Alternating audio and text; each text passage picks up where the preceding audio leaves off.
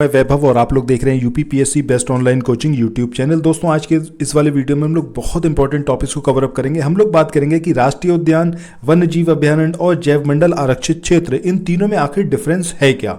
ध्यान से समझते हुए चलिएगा, एक ना एक क्वेश्चन आपको इस पॉइंट से जरूर देखने को मिल सकता है। सबसे पहली बात अगर हम करें राष्ट्रीय उद्यान की, तो ये सरकार द्वारा पूरी तरीके से कंट्रोल्ड होता है, नियंत्रित होता है। जबकि अगर हम वन्य जीव अभ्यारण्य की बात करें तो इसमें निजी कार्य की भी अनुमति होती है। सो यहाँ पर राष्ट्रीय उद्यान में ऐसा कुछ नहीं है, पूरी तरीके से गवर्नमेंट के कंट्रोल में है। वन्य जीव अभ्यारण्य में थोड़ी बहुत अनुमति होती है निजी कार्य की। जबकि जैव मंडल आरक्षित क्षेत्र की बात करें, यहाँ पर सरकारी नियंत्रण होता है, लेकिन जो बाह्य क्षेत्र है उसमें निजी कार्य की अनुमति होती है। मतलब इसका जो आउटर मोस्ट एरिया होता है उसमें निजी काम भी हो सकते हैं, बट अंदर वाला जो कोर एरिया है उसमें नहीं हो सकते। सो यहाँ पर जो राष्ट्रीय उद्यान है इसके अंदर कुछ भी ऐसा नहीं हो सकता। वन्य जीव अभ्यारण्य में थोड़ा यहाँ पर अनुमति दी गई है, और जैव मंडल आरक्षित क्षेत्र में जो बाह्य एरिया होता है उसके अंदर निजी कार्य हो सकते हैं। नेक्स्ट पॉइंट है कि किसी विशिष्ट पशु जैसे कि बाघ की बात करें, दरियाई घोड़े की बात करें, हाथी या फिर गेंडे की, तो उसके लिए निर्मित करे जाते हैं आपके क्या राष्ट्रीय उद्यान। जबकि अगर हम वन्य जीव अभ्यारण्य की बात करें तो जीवों की प्रजाति विविधता का संरक्षण इसके अंदर किया जाता है, मतलब ज्यादा से ज्यादा डाइवर्स हो यहाँ पर। ठीक है, इसके बाद जैव मंडल आरक्षित क्षेत्र की बात करें तो इसमें संपूर्ण स्थानिक पारिस्थितिकी तंत्र का संरक्षण किया जाता है, यानी कि जो वहाँ की लोकल पूरा आपका इकोलॉजी है उसको वहाँ पर प्रोटेक्ट किया जाता है। नेक्स्ट पॉइंट की बात करें तो सभी प्रकार की मानवीय गतिविधियों पर इसमें रोक होती है। जो हम नेशनल पार्क की बात करते हैं तो ये हमने पहले ही पॉइंट में देखा था कि सरकार द्वारा पूरी तरीके से नियंत्रित होता है, और इसके अंदर कोई भी जो ह्यूमन एक्टिविटी है वो प्रोहिबिटेड होती है। जबकि वन्यजीव अभ्यारण्य में ये अलाउड होता है। और अगर हम बात करें जैव मंडल आरक्षित क्षेत्र की, तो उसमें सिर्फ जो आउटर मोस्ट एरिया होता है वहां पर। इसके बाद इसमें अगर हम देखें, यहां पर तो पूरी तरीके से रोक होती है। इसमें आपका गैर व्यवसायिक प्रकृति की मानव गतिविधियां, जिसमें खेती हो गई, जैविक खेती हो गई, काष्ठ दोहन या फिर शहद की बात करें, फल कंद हो गए, इनको एकत्रित करना, जैसे जो वन्यजीव अभ्यारण्यों में सीमित सीमा तक की जा सकती है। मतलब इसमें कुछ हद तक अलाउड होती है मानव गतिविधियां। जबकि हम जैव मंडल आरक्षित क्षेत्र की बात करें तो बायोस्फीयर रिजर्व का जो बफर जोन होता है उसमें अनुसंधान, पर्यावरण, शिक्षा और पर्यटन जैसी मानव गतिविधियों की अनुमति होती है। वही जो भी हमने ऊपर बात करी थी उसी को यहाँ पर समराइज करा गया है। इसके बाद नेक्स्ट अगर हम बात करें नेशनल पार्क की, तो इसकी सीमाओं का निर्धारण प्रशासनिक और विधिक प्रक्रिया के द्वारा किया जाता है। ऑब्वियस सी बात है, सरकार के द्वारा कंट्रोल किया जा रहा है, तो इसके अंदर जितनी भी प्रशासनिक और विधिक गतिविधियां होंगी, प्रक्रिया होंगी, उसको अपनाया जाएगा। इसके बाद यहाँ पर बात करें हम वन्यजीव अभ्यारण्य की, तो इसमें जो इसकी सीमाएं हैं उसका निर्धारण स्पष्ट नहीं होता है, मतलब फिक्स नहीं होती इसकी बाउंड्रीज। जबकि अगर हम बात करें जैव मंडल आरक्षित क्षेत्र की, तो इसकी सीमाओं का निर्धारण प्रशासनिक और विधिक प्रक्रिया द्वारा होता है। सो एग्जामिनेशन में जो क्वेश्चन आएगा वो इस तरीके से आएगा कि इसमें से किसमें जो विधिक और प्रशासनिक प्रक्रिया है उसके द्वारा उसकी सीमाओं का निर्धारण नहीं होता। तो आपको याद रखना है कि यह है आपका वन्यजीव अभ्यारण्य। नेक्स्ट पॉइंट की बात करें, अगर हम पर्यटन की बात करें तो पर्यटन की अनुमति होती है राष्ट्रीय उद्यान में। जबकि वन्यजीव अभ्यारण्य में परिवर्तन, इसमें भी जो है आपका पर्यटन की अनुमति होती है। और यहाँ पर अगर हम बात करें जैव मंडल आरक्षित क्षेत्र की, तो यहाँ पर जो पर्यटन होता है, टूरिज्म, उस पर प्रतिबंध होता है।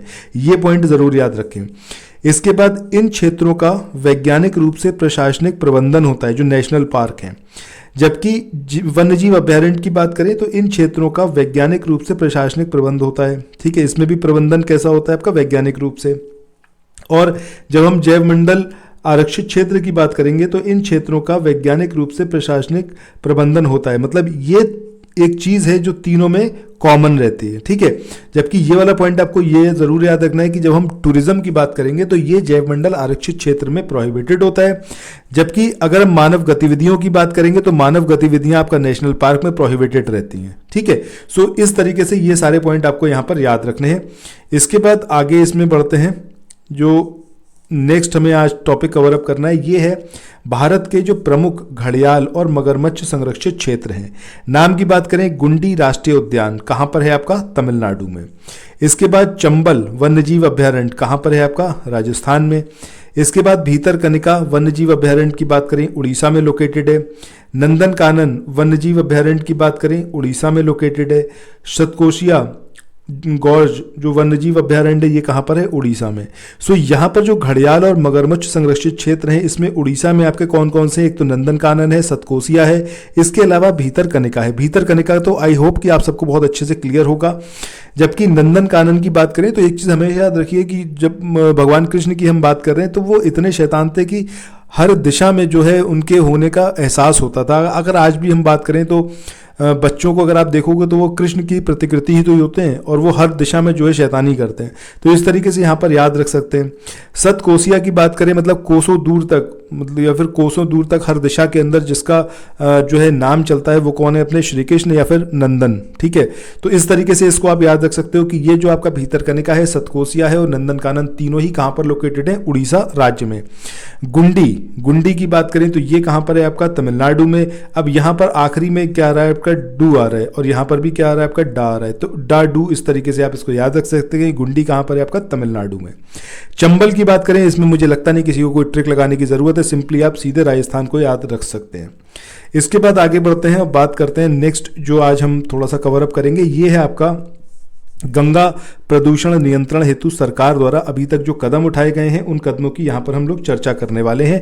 पहला है आपका केंद्रीय प्रदूषण नियंत्रण बोर्ड ने पंचवर्षीय गंगा परियोजना कार्यक्रम का सृजन किया था 1984 में। अच्छा, ये खेल शुरू हुआ था आपका मतलब 1980s के बीच में, और अभी आप देखोगे जब कोरोना का ड्यूरेशन था तो ना सिर्फ आसमान साफ था बल्कि हमारी नदियाँ भी साफ थी। इसका मतलब है जीरो इन्वेस्टमेंट के साथ भी आप चीज़ों को सही रख सकते हो, बशर्ते ह्यूमन एक्टिविटी को पूरी तरीके से प्रोहिबिट करा जाए नदियों के किनारे, और मतलब उनका इंटरवेंशन अगर नहीं होगा तो नदियाँ, आसमान सब कुछ साफ रहेंगे। बट लाखों करोड़ों रुपए खर्च करने के बाद भी आज तक गंगा की स्थिति वही है।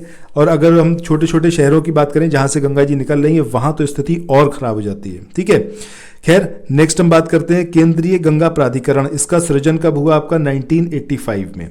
ये एज इट इज़ याद रखिएगा, आपसे सीक्वेंस वाइज भी पूछ सकते हैं, क्रोनोलॉजिकली, या फिर आपको एग्जैक्टली ऐसे पूछ लेंगे केंद्रीय गंगा प्राधिकरण इसका सृजन कब हुआ, तो आपको याद रखना है 1985 में। और जब बात करेंगे केंद्रीय प्रदूषण नियंत्रण बोर्ड जिसने पंचवर्षीय गंगा परियोजना कार्यक्रम को शुरू किया तो कौन से ईयर में करा? 1984 में। गंगा एक्शन प्लान बहुत इंपॉर्टेंट है। इसकी प्रथम चरण जो था आपका तत्कालीन प्रधानमंत्री जो थे राजीव गांधी, इनके द्वारा शुरू किया गया था। कब? 14 जनवरी 1986। ये डेट और ये ईयर दोनों याद रखिएगा, बहुत इंपॉर्टेंट है। National Ganga river basin authority का सृजन कब हुआ? आपका 20 फरवरी 2009 में। वहीं national Ganga river basin authority द्वारा मिशन क्लीन गंगा इसका क्रियान्वयन किया गया। कब? फरवरी 2009 से लेके मार्च 2014 तक। सो ये सारे पॉइंट आपको याद रखने गंगा प्रदूषण नियंत्रण से रिलेटेड। सो इसी के साथ आज के इस वाले सेशन को अब यहाँ पर एंड करते हैं। मिलते हैं नेक्स्ट वीडियो में। सेशन कैसा लगा कमेंट सेक्शन में ज़रूर बताइएगा, और चैनल अगर अभी तक सब्सक्राइब नहीं करा है तो ज़रूर करें, और इस वीडियो के लिंक को भी शेयर करिएगा। Bye bye.